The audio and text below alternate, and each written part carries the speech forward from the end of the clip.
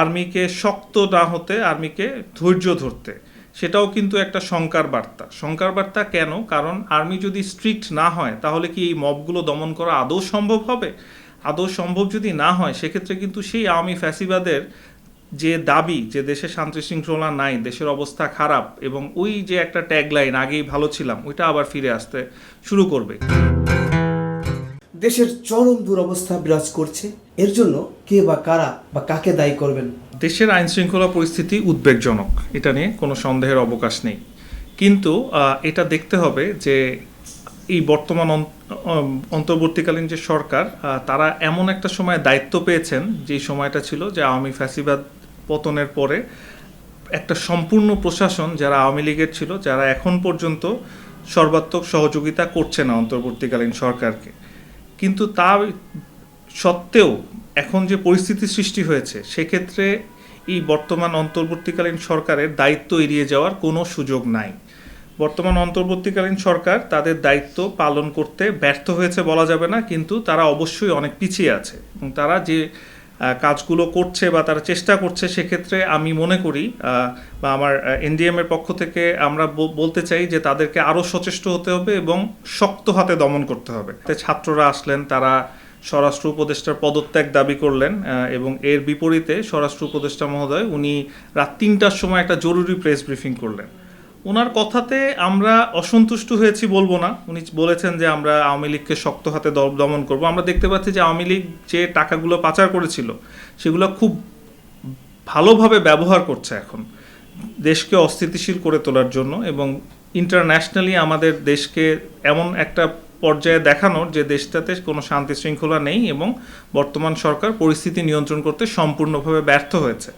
সেক্ষেত্রে আমি মনে করি রাত ৩টার এই জরুরি সংবাদ সম্মেলনটা উনি করেছেন, ভালো করেছেন, কিন্তু সেই সাথে এটাও আমরা বলবো যে ওনাকে হয়তো আর খুব বেশি দিন সময় দেওয়ার মতো সুযোগ নাই। এখন আমি মনে করি যে আমাদের বর্তমান যে কাঠামো আছে তাতে সম্পূর্ণভাবে যদি আমরা এই আইন শৃঙ্খলা পরিস্থিতি কিছুটা উন্নতি ঘটাতে ব্যর্থ হই, তাহলে এটা পরবর্তীকালে আরও দেশের জন্য ধ্বংসাত্মক পরিস্থিতির দিকে এগিয়ে নিয়ে যাবে, এবং সেক্ষেত্রে এই সরকার বারবার প্রশ্নবিদ্ধ হতে থাকবে। সুতরাং আমি বলতে চাই যে এই ক্ষেত্রে আমাদের স্বরাষ্ট্র উপদেষ্টা মহোদয়, ওনার উচিত যে আরও খুব দ্রুত এই বিষয়ে অ্যাকশন নেওয়া। এবং আমরা আজকে আবার আরেকটা জিনিস দেখেছি যে আমাদের মাননীয় আর্মি চিফ উনি বলেছেন যে আর্মিকে শক্ত না হতে, আর্মিকে ধৈর্য ধরতে, সেটাও কিন্তু একটা শঙ্কার বার্তা কেন? কারণ আর্মি যদি স্ট্রিক্ট না হয় তাহলে কি এই মবগুলো দমন করা আদৌ সম্ভব হবে?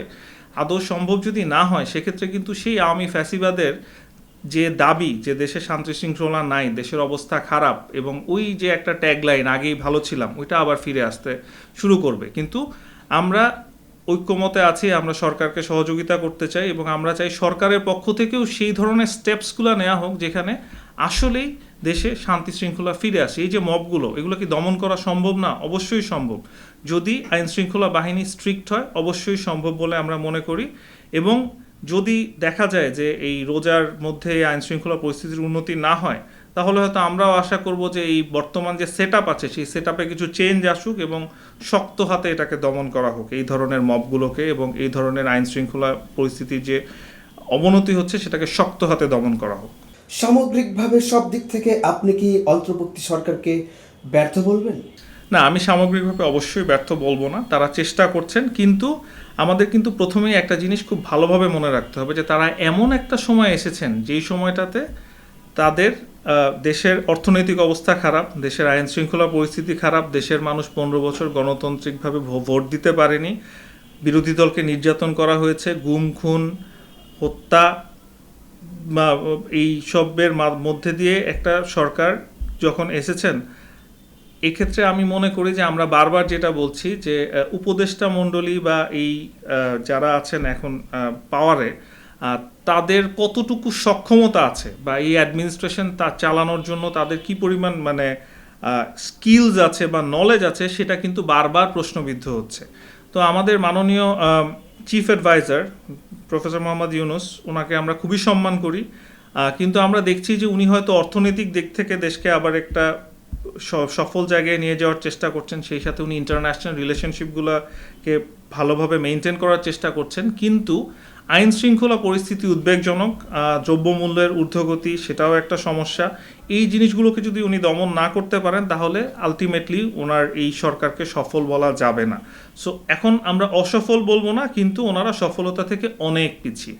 স্বরাষ্ট্র উপদেষ্টা হঠাৎ জরুরি সংবাদ সম্মেলন ডাকলেন গভীর রাতে স্বরাষ্ট্র উপদেষ্টার বাসার সামনে হাসনাত আব্দুল্লাহ, এবং পদত্যাগের দাবির প্রশ্নে স্বরাষ্ট্র উপদেষ্টা বললেন, তারা যে বিষয়ে অবনতির জন্য পদত্যাগ করতে বলে আমি যদি উন্নতি করতে পারি তাহলে তো পদত্যাগের প্রশ্ন থাকছে না। এ বিষয়ে আপনি কি বলবেন? আমি মনে করি এখন আসলে পরিস্থিতি যেরকম গিয়েছিল, এখন বাংলাদেশের যে একটা কালচার গ্রো হয়েছে যে কাউকে কখনো মাইনাস করা যাবে না, এটা কিন্তু একটা খারাপ কালচার। এই আমরা ফ্যাসিবাদী আওয়ামী লীগ সরকারের সময় দেখে এসেছি প্রচুর মন্ত্রী এমপিদের নামে দুর্নীতির এবং তাদের নামে অনেক ক্রিমিনাল কেস ছিল, তাদের এগেনস্টে দুর্নীতির অভিযোগ ছিল, কিন্তু কারোর এগেনস্টে কোনো অ্যাকশন নেওয়া হয়নি। আমরা কখনো দেখিনি যে সরকার থেকে বলেছে যে পদত্যাগ করুক।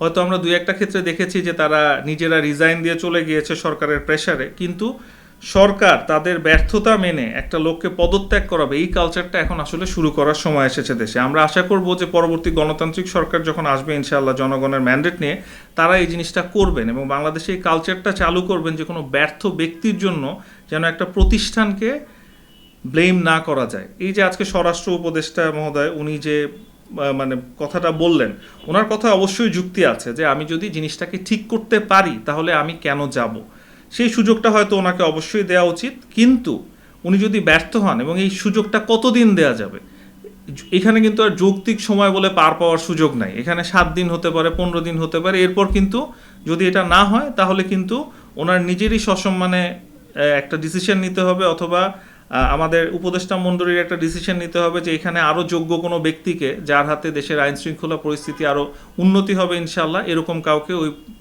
পদে দেয়া যিনি দেশের আইন শৃঙ্খলা পরিস্থিতিকে আরও বেটার পর্যায়ে নিয়ে যেতে পারবেন এবং মানুষের মধ্যে যাতে আস্থা ফিরে আসে। মানুষ কিন্তু একটা অনাস্থায় ভুগছে এবং এই সুযোগটা কিন্তু ওনারাই করে দিচ্ছেন। এই যে অপারেশন ডেভিল হান্ট চালু হলো, তারপর কিন্তু আমাদের সবারই একটা আশা ছিল যে এই কর্মকাণ্ডগুলো বন্ধ হবে, কিন্তু যেটা দেখা যাচ্ছে যে রাজনৈতিক ব্যক্তিত্ব কিছু গ্রেফতার হয়েছেন, কিন্তু এই সন্ত্রাসী এদেরকে আবার মোবিলাইজ করা হচ্ছে বিভিন্নভাবে টাকা দিয়ে। তো তাদেরকে কিন্তু শক্ত হাতে অ্যারেস্টও করা হয়নি। এই যে বাস ডাকাতি হলো, বলা হচ্ছে যে 3 জন অ্যারেস্ট হয়েছে, কিন্তু একটা বাস ডাকাতি হবে কিভাবে একটা দেশে যদি পুলিশ ঠিক মতো সজাগ থাকে? রাত্রেবেলা মোহাম্মদপুর মিরপুর এলাকা আতঙ্কের। আজকাল শুনছি মানুষ গুলশান বনানীতে চলতেও ভয় পায়, এখানে ফরেনাররা থাকে।